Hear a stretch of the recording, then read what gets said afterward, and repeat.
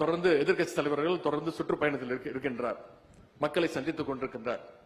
சமீப காலமாக ஒரு 10 நாட்களுக்கு முன்பு என்ன நடந்தது என்பதை நீங்களே பார்த்திருப்பீர்கள். அவர் ஒரு பொதுக்கூட்டத்தில் பேசிக் கொண்டிருக்கும் போது, நடு ரோட்டில் நின்று பேசிக் கொண்டிருக்கும் போது, அங்கு வந்திருந்த ஆம்புலன்ஸ் வண்டி, நோயாளிகளை கூட்டிக் கொண்டு வந்த அந்த ஆம்புலன்ஸ் வண்டியை நுழைய விடாமல் அதற்கு என்னெல்லாம் தடங்கல் செய்ய முடியுமோ அதை தொடர்ந்து செய்து கொண்டிருந்தார். இதற்கு பொதுமக்கள் மத்தியில கடும் எதிர்ப்பு தெரிவிக்கப்பட்டது. எதிர்க்கட்சி தலைவர்களுக்கு நான் தெரிவித்துக் கொள்வது, நீங்கள் இன்றைக்கு ஆம்புலன்ஸ் வண்டிகளை எல்லாம் நிப்பாட்ட முயற்சி செய்து கொண்டிருக்கிறீர்கள். ஆனால் உங்களுக்கு ஒன்று புரியவில்லை, உங்களுடைய கட்சியே, உங்களுடைய இயக்கமே விரைவில் ஆம்புலன்ஸ் வண்டியில போகக்கூடிய நிலைமை தமிழ்நாட்டு மக்கள் ஏற்படுத்துவார்கள். விரைவில் ஐசியூவில் தான் உங்களுடைய இயக்கம் அனுமதிக்கப்படும் என்பதை தெரிவித்து, உங்களையும் காப்பாற்றுகின்ற அந்த பொறுப்பை நம்முடைய முதலமைச்சர் அவர்கள் செய்வார் என்றதையும் இங்கே நான் கூறிக்கொள்ள விரும்புகின்றேன். நம்முடைய திராவிட மாடல் அரசின் சார்பாக சுமார் 29 கோடி ரூபாய் மதிப்பீட்டில் சைதாப்பேட்டையில் கட்டப்பட்டுள்ள இந்த நவீன அரசு மருத்துவமனையை உங்களுடைய முன்னிலையில் திறந்து வைப்பதில் நான் மிகுந்த மகிழ்ச்சி அடைகின்றேன், பெருமை அடைகின்றேன். இந்த வாய்ப்பை அளித்த மாண்புமிகு அமைச்சர் அண்ணன் மா சுப்பிரமணியன் அவர்களுக்கு மீண்டும் என்னுடைய பாராட்டுகளையும் நன்றியும் நான் தெரிவித்துக் கொள்கிறேன். 120 படுக்கைகள் கொண்ட இந்த மருத்துவமனை இன்று முதல் சைதாப்பேட்டை மக்களுக்கு மட்டுமின்றி இந்த சுற்று வட்டாரத்துக்கு பகுதிகளில் உள்ள அத்தனை பொதுமக்களுக்கும் மிகவும் பயன்படுகின்ற வகையில் இங்கே அமைந்திருக்கின்றது. நம்முடைய மாண்பு முதலமைச்சர் அவர்கள் அடிக்கடி சொல்வார்கள், கல்வியும் சுகாதாரமும் தான் நம்முடைய திராவிட மாடல் அரசினுடைய இரு கண்கள் என்று பெருமையோடு குறிப்பிடுவார்கள்.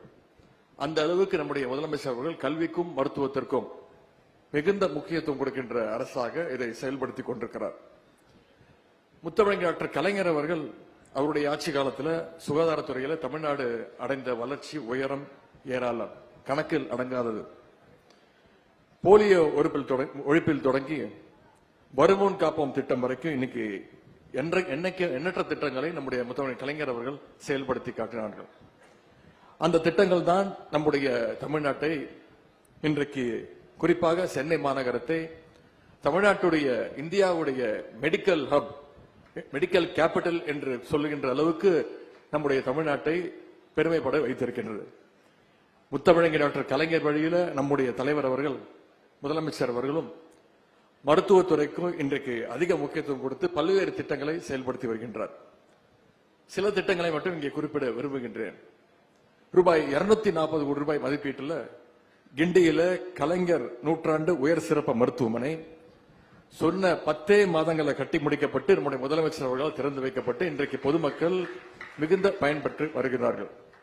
அது மட்டுமல்ல, மருத்துவ சேவைகள் என்பது அனைத்து பகுதிகளுக்கும் சென்று சேர வேண்டும் என்று 208 அர்பன் ஹெல்த் கேர் வெல்னஸ் சென்டர்ஸையும் நம்முடைய முதலமைச்சர் அவர்கள் திறந்து வைச்சாங்க. மக்களுக்கு மருத்துவ சேவைகளை வீடு தேடி செல்ல வேண்டும் என்று நம்முடைய முதலமைச்சர் அவர்கள் மக்களை தேடி மருத்துவம் திட்டத்தை துவங்கி வச்சாங்க. கோவிட் காலத்தில் நம்முடைய அரசு மருத்துவத்துறையில மேற்கொள்கின்ற பல்வேறு முயற்சிகளுக்கு பல்வேறு திசைகளிலிருந்து விருதுகளும் பாராட்டுகளும் அங்கீகாரங்களும் தொடர்ச்சியாக கிடைத்து வருகின்றன. குறிப்பாக சொன்னோம்னா, நம்முடைய மக்களை தேடி மருத்துவம் திட்டத்தை சிறப்பாக செயல்படுத்தியதற்காக ஐநா சபையுடைய UN டாஸ்க் போர்ஸ் அவார்டு இன்றைக்கு தமிழ்நாடு அரசு பெற்றிருக்கிறது என்றால் அந்த துறைக்கு நம்முடைய பாராட்டுகள், வாழ்த்துக்கள். சுகாதாரத்துறையிலும் தமிழ்நாடு இன்றைக்கு இந்தியாவுக்கே வழிகாட்டி கொண்டிருக்கிறது என்று சொன்னால் அது மிகையல்ல. உடல் உறுப்பு தானத்தில் சிறப்பாக செயல்படுவதற்காக இந்தியாவிலே சிறந்த மாநிலத்திற்கான தேசிய விருதும் சமீபத்தில் நம்முடைய அரசிற்கு, தமிழ்நாட்டிற்கு வழங்கப்பட்டிருக்கிறது.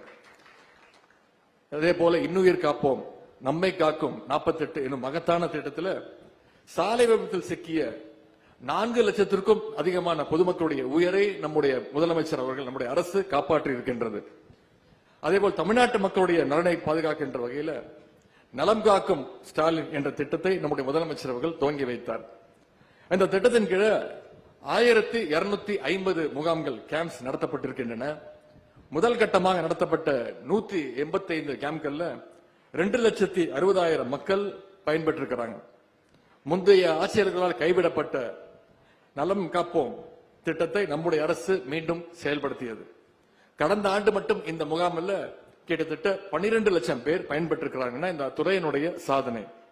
ஆகவே மருத்துவத்துறையில் இன்றைக்கு மட்டுமல்ல என்றைக்கும் தமிழ்நாடு தான் நம்பர் 1 என்பதை நிரூபிக்கின்ற வகையில மீண்டும் மீண்டும் நம்முடைய அரசு செயல்பட்டுக் கொண்டிருக்கிறது. நம்முடைய திராவிட மாடல் அரசு அமைந்தது முதல் சிறப்பாக பணியாற்றிக் கொண்டிருக்கக்கூடிய அண்ணன் மாசு அவர்கள் உட்பட மருத்துவம் மற்றும் சுகாதாரத்துறை அதிகாரிகள் அனைவருக்கும் என்னுடைய பாராட்டுகளையும் வாழ்த்துக்களையும் நான் தெரிவித்துக் கொள்கின்றேன். இது அரசு நிகழ்ச்சி, நான் அதிகம் அரசியல் பேச விரும்பவில்லை. அண்ணன் மாசு அவர்கள் அமைச்சர் அவர்கள் பேசும்பொழுது எதிர்க்கட்சி தலைவருடைய குற்றச்சாட்டுகளுக்கெல்லாம் தெளிவாக பதில் கூறினார். உங்களுக்கு தெரியும், அவர் தொடர்ந்து எதிர்க்கட்சி தலைவர்கள் தொடர்ந்து சுற்றுப்பயணத்தில் இருக்கின்றார், மக்களை சந்தித்துக் கொண்டிருக்கின்றார். சமீப காலமாக ஒரு 10 நாட்களுக்கு முன்பு என்ன நடந்தது என்பதை நீங்களே பார்த்திருப்பீர்கள்.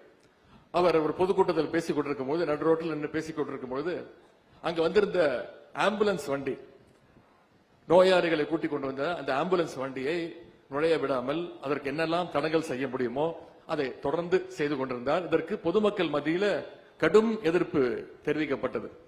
எதிர்க்கட்சி தலைவர்களுக்கு நான் தெரிவித்துக் கொள்வது, நீங்கள் இன்றைக்கு ஆம்புலன்ஸ் வண்டிகளை எல்லாம் நிப்பாட்ட முயற்சி செய்து கொண்டிருக்கிறீர்கள்.